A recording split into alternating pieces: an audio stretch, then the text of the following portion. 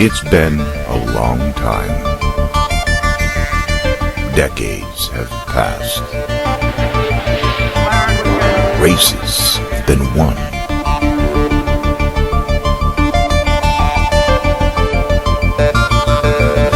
But the challenge looms. Two worlds apart, but united in speed. The time has come. We must answer the call. The only question is, what's next?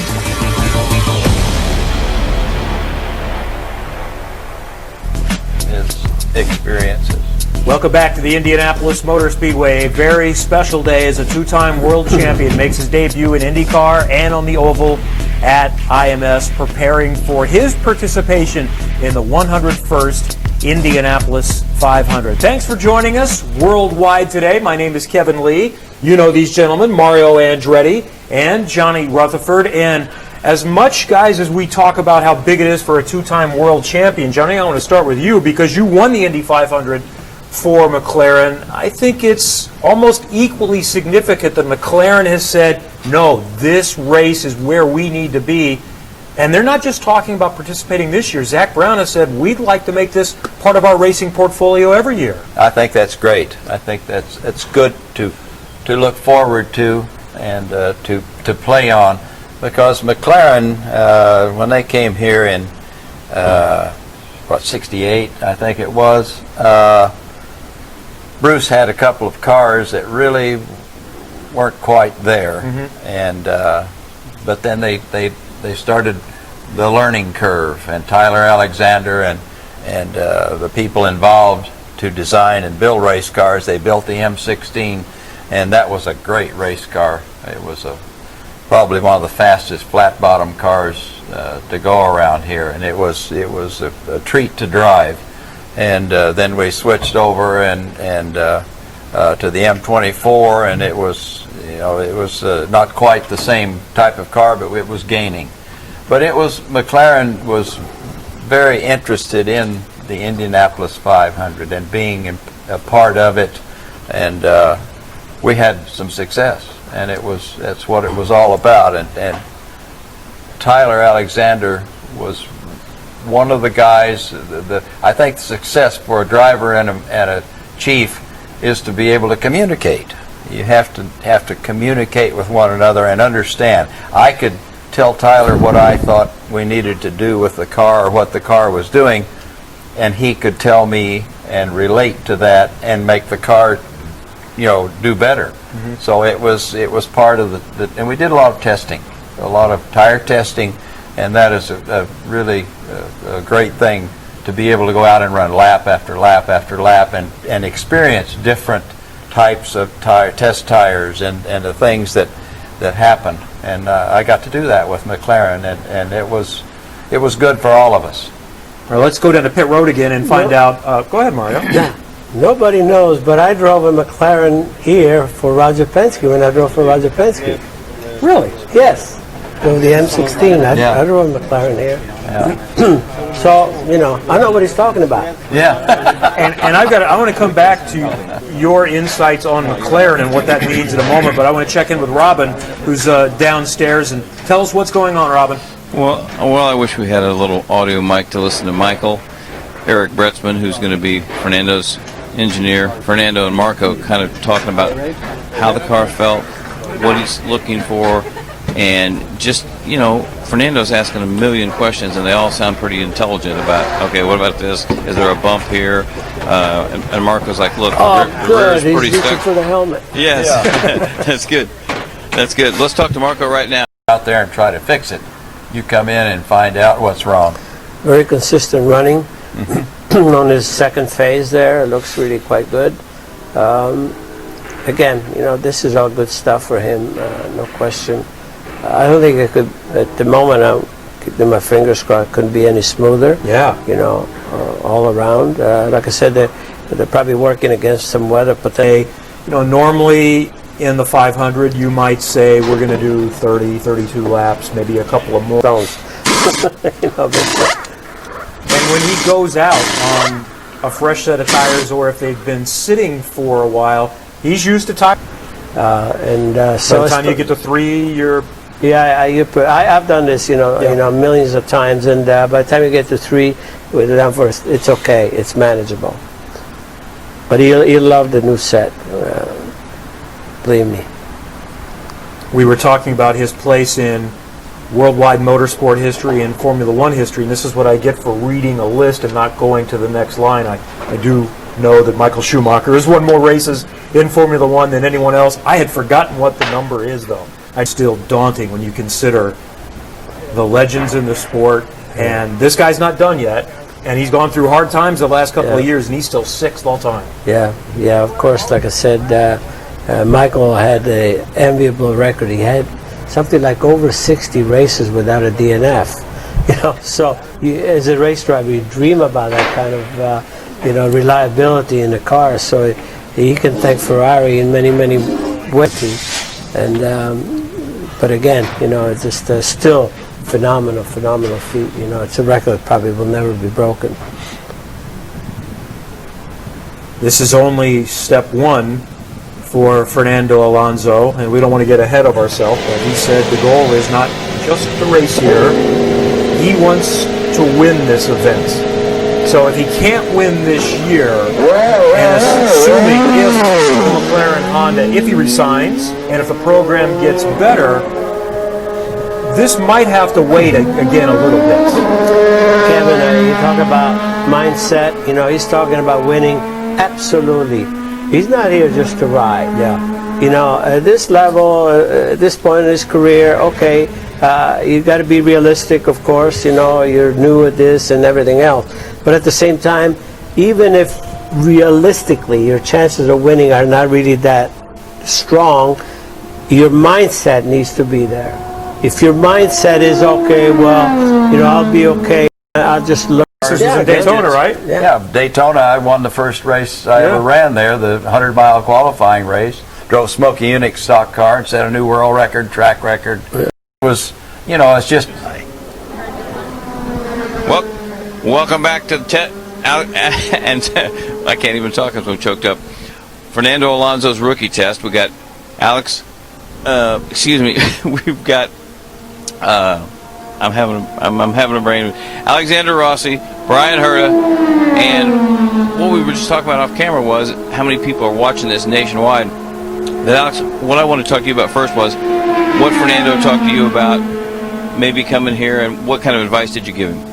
I mean, he was just asking the simple questions, and to be honest, I didn't spend a whole lot of time with him because when I first saw him, we were in Barber during a race weekend, and then I spent the day in the sim and talked him through a couple of very simple things. But the main advice that I gave him was actually what Brian passed on to me, and it was just that if it doesn't feel right, it isn't, and you can't drive around issues here at the Speedway. So I explained that to him, and he's to be able to get the opportunity to work with him for 2 weeks this month is pretty special. Thanks, Alex. Brian Herta was the mastermind of Alex's victory here last year at Indy. Said, save fuel, let your teammates help you.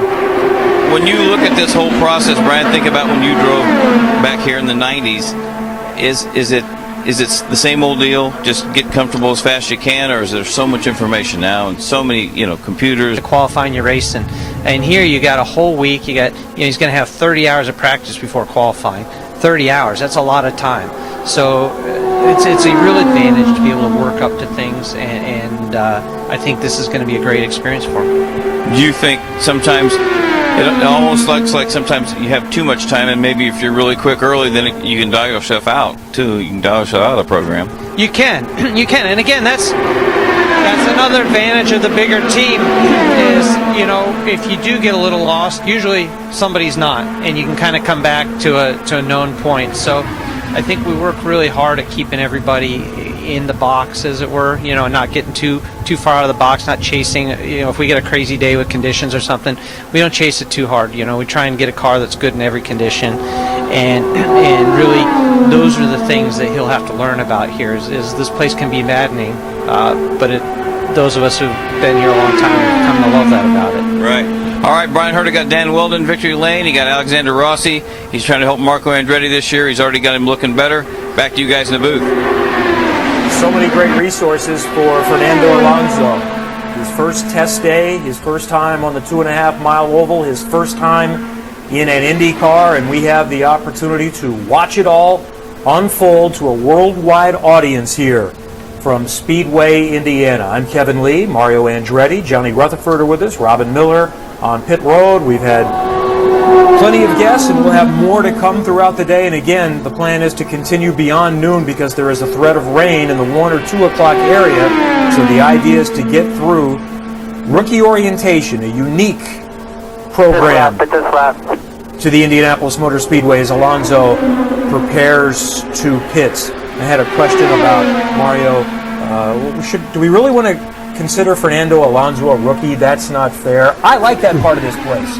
You're a rookie here until you've done this race. Yeah, of course. You know, yeah, he is a rookie no matter what for this race. But Yes. He's not a rookie the way he's approaching this thing right now. He's looking really quite good. And as I said, this is probably going to be the happiest part of this month because it's going to be the most comfortable. Like I said, the car has plenty of downforce and all that. It's going to get, you know, that's when it's going to get, you know, daunting and challenging when you start taking that downforce off, and all of a sudden you start feeling the real limits of the car at a different level of speed. What I heard, the best advice you could have ever given, which was given to him, trust your senses. As a race driver, you know, you have your own senses, your own way of assessing the balance of the car, and trust that. That's one thing that obviously was given, and that's of course you know, what you got to go. Trust your butt, you know. And at the end of the day, if it doesn't feel right, it's not right. Yes. And that's the challenge. The simulator can do some things for you. Yeah. It's really good, obviously, on road courses to learn the course, but you don't get that butt feel in the simulator. That's right. No. That's right. It's a different ball game. Back in competition mode. Yeah, he's back in the team mode. Now we're trimming out. Now we're seeing how we can go fast and what we can learn. And this is probably why maybe some Chevy teams and some Andretti opponents probably aren't excited about this extra opportunity. As we said, this is for the greater good. So it's worth it to let a rookie get up to speed and the attention that he's going to bring and grow this event and grow the sports. Alonso waiting for the next opportunity. And weather threatening later on in the day, so they want to get as much done as they can as we hit. Okay, so they're being really careful not to do anything too drastic. And I said, how many laps are on these tires? And they said, oh, you know, we don't want him to run any more than 20. We don't want to. There's no reason to put him in the danger zone. So it's as good as these Firestone tires are. You know, 25 laps, 30 laps. That's a stint. So it's time to pull in and start again. But I like how they got this tire here. He's already figured out how to leave the pits, which will come in handy on race day. He's also figured out as well with the white line at the south end that he's crossing right there. He knows you can cross it with the 2 right sides only and not all 4 tires. So his teammates have already told him that's the better way to try and carry as much speed through the south end and down the back stretch so that you're as fast as possible going into 3. And he knows he can cross it with the 2 right sides only and not all 4. And as Mario Andretti told us, by the time you get to right here in turn number 3, there's pretty decent temperature in the tires. So this is, if this was an IndyCar road course event, he would be dealing more with the difference of no tire warmers, which is what he's used to in Formula One, but not as much of a factor on this type of a course. Well, the guys were talking down in pit lane, and you guys have probably already covered all this, but just Rob Edwards was telling me that he has already watched every race video that he can find. He is really interested in doing cold tire launches and in hot tire launches. Obviously very studious in his preparation, and you would expect nothing less. He didn't win all the races that he's won and the world championships that he's won by accident. Let's remind people with the communication that he's getting when he's told wheel 2. What's he doing? They're setting the fuel mixture on the steering wheel for him and telling him where to position that.